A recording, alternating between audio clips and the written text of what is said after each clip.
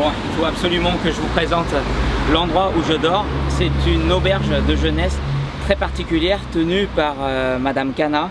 Elle est vraiment adorable. Je vous montre, on va faire la visite des lieux. Comment ça s'ouvre ça?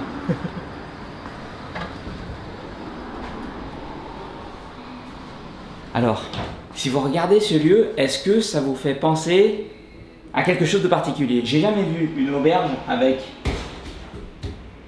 une sorte de guichet. On a l'impression d'être, je sais pas, d'être dans une banque. Et ben non, ici c'est pas une banque, c'est une poste. Parce que si vous regardez, ici vous avez une boîte aux lettres, poste. Vous avez des petites marionnettes qui vous expliquent anciennement ici, c'était un bureau de poste au Japon. On est à Hakone, hein. Et donc là vous pouvez trouver les anciens guichets. Donc là avant, je voulais envoyer une lettre, tac tac tac, je me pose ici. Et donc on me servait, je pouvais donner en fait mon courrier, on me le tamponne, on me l'envoie. Regardez, dès l'accueil, vous avez des petites décorations japonaises. Vous avez aussi en fait des petits jouets. Moi j'aime bien en fait, ça me détend quand je vois des petits jouets en bois. Ça me fait penser à mon enfance. Ici aussi, regardez. Là c'est juste une petite dédicace pour vous montrer que Mukashi, autrefois, ce lieu-là était une poste. Venez avec moi. Et donc, ici on arrive, on va dire à la cafétéria, hein. Donc j'ai adoré cet endroit parce que c'était un endroit de rencontre entre logeurs, entre voyageurs. Donc à l'étage, il y a les logements individuels dans les dortoirs. Et au rez-de-chaussée, je vais vous montrer, il y a les chambres individuelles, donc pour les couples ou les familles. Donc ici c'est parfait en fait pour s'asseoir parce que quand vous êtes ici, vous vous asseyez, vous avez votre Mac, vous avez le Wi-Fi, vous travaillez sur, je sais pas, vos devoirs de japonais ou votre prochaine présentation professionnelle. Vous êtes ici et en même temps vous pouvez faire des rencontres. Ça j'ai beaucoup adoré. Et surtout ici, c'est très pratique parce que Madame Cana elle a pensé à mettre des prises électriques et des rallonges pour qu'on puisse recharger notre téléphone. Là, l'hiver, on a un chauffage. Ici, alors, tout ça, c'est le coin cuisine. On est vraiment au complet. On a un micro-ondes, on a un frigo. Et chose que j'apprécie particulièrement, c'est que, regardez, là, les boissons sont illimitées, c'est-à-dire gratuites. Par exemple, moi, j'adore le café. J'appuie sur le bouton. Et là, à tout moment, 24 h sur 24, vous pouvez venir vous servir. Ça, c'est super.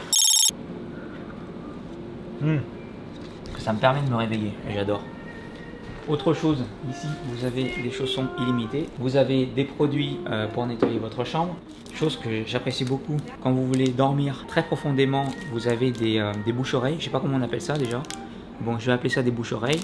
Gratuitement, vous avez un distributeur ici. En journée, ce que j'aime bien c'est que Madame Cana, vous savez après une journée d'excursion en téléphérique, en bus, en voiture, vous êtes crevé, vous arrivez ici, vous avez envie de grignoter quelque chose et vous n'avez pas eu le temps d'acheter des gâteaux en magasin. Et ben, ce qui est bien, c'est que ici, elle propose des Mikado. Alors ici, bon, on est le soir. Hein. Elle pose des Mikado et tout le monde peut se servir. Ici, vous avez des livres. Majoritairement, vous avez des livres, je dirais, anglais, japonais et même des bouquins en français. Parce que Madame Cana, elle reçoit aussi de la clientèle internationale. Parmi la clientèle internationale, il y a beaucoup de Français. Donc ce livre-là, c'est quoi? C'est toujours des best-sellers d'œuvres japonaises traduites en français. Et celui-là, il est aux éditions Point. Ça, c'est la communauté française. Et vous dites rien, j'ai défoncé son livre. Ici, ce que j'aime bien aussi, c'est que quand j'ai rien à faire, je quitte ma chambre. Je laisse mon ami dans la chambre et quand je suis assis ici, je m'assois, il y a un inconnu qui s'assoit et spontanément on aborde la conversation et je me fais des amis dans le monde entier. C'est ça que, en fait, qui m'a manqué dans les auberges, enfin en tout cas quand j'étais dans les hôtels, c'est que les hôtels, les gens ils se parlent pas quoi, enfin surtout au Japon. Pas dans les hôtels dans les autres pays, mais spécialement au Japon, surtout dans les grandes villes, à Tokyo, les gens ils se parlent pas trop quoi. Alors que là, on est à la campagne, il y a des gens qui viennent de Tokyo, qui viennent de différents horizons, et on est ici. On est déjà content de venir voyager, les gens sont beaucoup plus dilatés dans leur comportement, ils sont pas du tout dans la retenue, et du coup, les relations sont beaucoup plus faciles à construire. Ici, il y a un coffre-fort, mais ça, c'est un coffre-fort donné par l'ancienne poste. Et c'est en souvenir à un coffre-fort où ils stockaient des lingots d'or, de l'argent, etc. Vous avez une petite dédicace à l'ancienne poste avec cette tirelire. Vous avez la maquette de l'ancienne poste avec le guichet à l'intérieur. Et chose amusante, c'est que moi je me souvenais, j'adorais faire des paris Par exemple, je dis si jamais je réussis à faire descendre ces petites marionnettes en bois jusqu'en bas, j'ai droit à un repas gratuit, par exemple. Et sinon, je suis obligé de me promener à poil dans le salon. Allez, on essaye. Attention. Non, j'arrive pas. Bon, voilà. Bref. Donc là, c'est le bureau d'accueil de Madame Canin. Donc c'est ici qu'elle fait les réservations, qu'elle fait les check-in, les check-out. C'est son coin de travail. Ici, vous avez différents guides de voyage pour les excursions. Alors au final, quand vous réservez ici, je vous conseille de venir en soirée parce que quand vous arrivez en soirée, vous ne perdez pas la journée d'après pour vous lever tôt. Parce que vous arrivez ici, vous êtes crevé, vous avez le temps de vous renseigner juste avant d'aller dormir. On va venir à l'étage, venez avec moi. On va visiter l'étage d'abord. Alors, regardez, tout est en bois ici, tout est traditionnel. Et j'aime bien ce côté très japonais, vous voyez, c'est du bois bien noir. Ici, donc les lavabos, qui sont des parties communes auprès de tous les guests. Ici, vous avez donc, les toilettes. Comme vous pouvez le constater, ce sont des toilettes japonaises, donc avec la fameuse télécommande qui vous arrose la salle de jeu de derrière. À chaque fois que vous tirez la chasse, il y a un robinet qui va vous fournir de l'eau. Quand vous utilisez cette eau, elle devient de l'eau usagée, elle va resservir pour la prochaine chasse. Donc ça, c'est très écologique. Et ici, vous avez les papiers toilettes qui sont stockés juste derrière. Après, donc là, elle a mis un ventilateur. Et regardez, ici, en fait, il y a 3 chambres. Je vous montre la première chambre. Alors ici, c'est une chambre pour 2 personnes.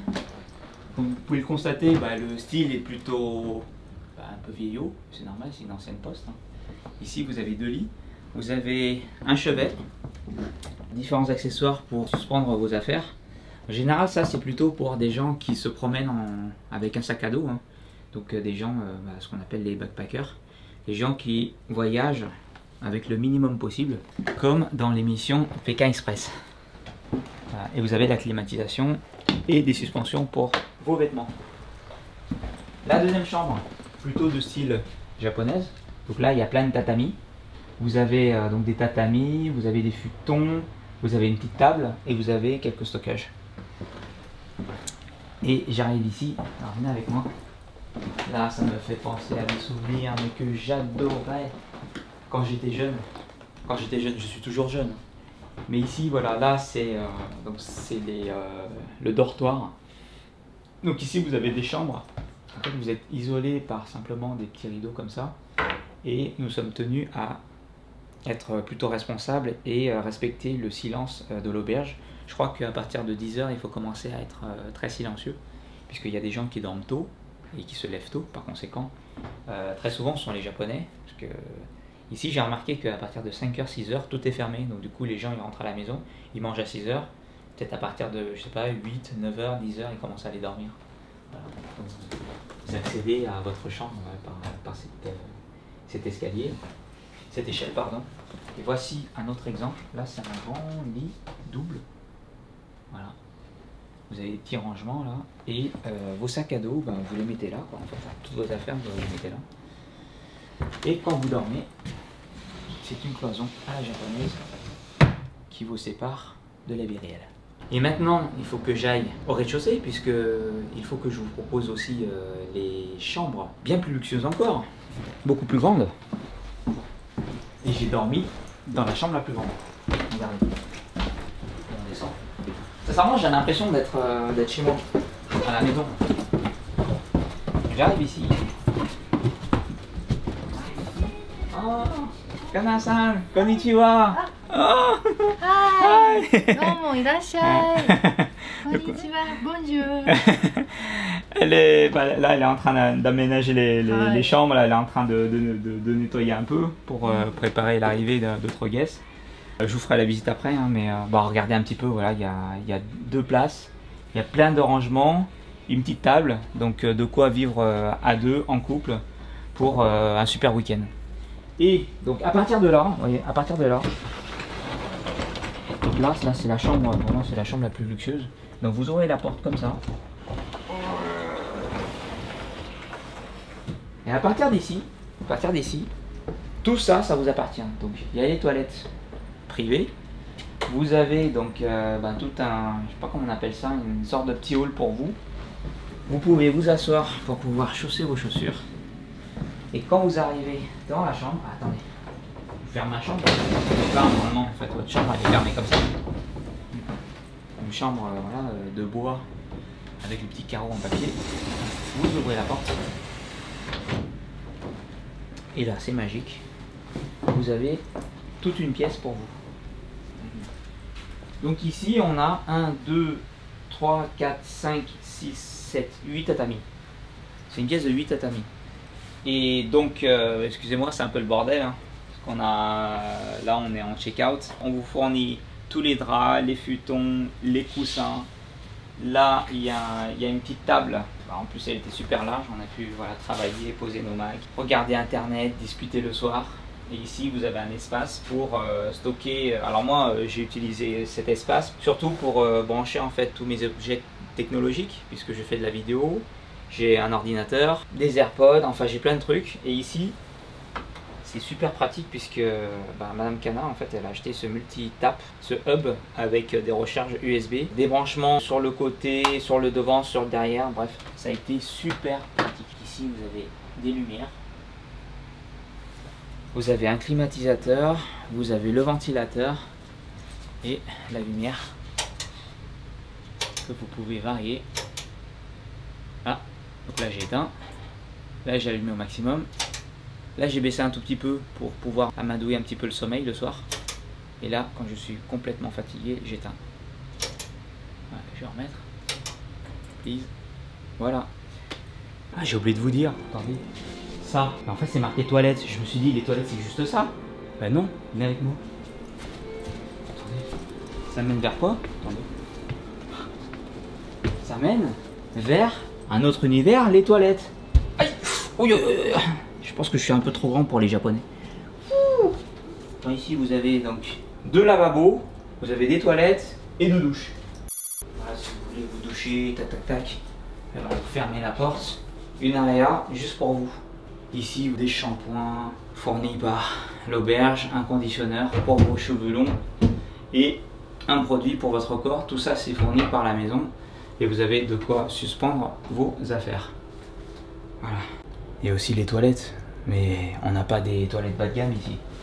Quand je vous dis les toilettes, ici, ce sont des toilettes japonaises. Bon, j'ai ouvert le couvercle hein, parce que je voulais pas me faire avoir. Il y a des toilettes où sont automatiques dès qu'elles détectent ma présence. Il y a le couvercle qui s'ouvre avec une lumière bleue et j'ai l'impression que c'est une bouche qui veut s'ouvrir pour m'avaler.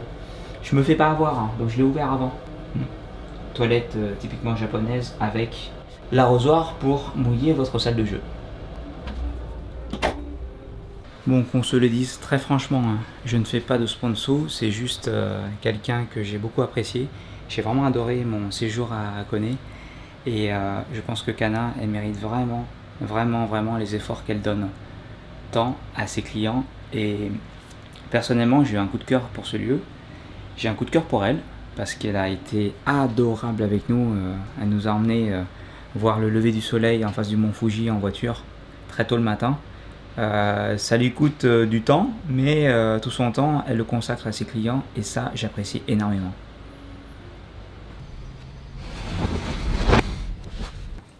Sur ce, je vous laisse. Donc le nom de l'auberge, je vous le mets en commentaire. Donc c'est Hostel 1914.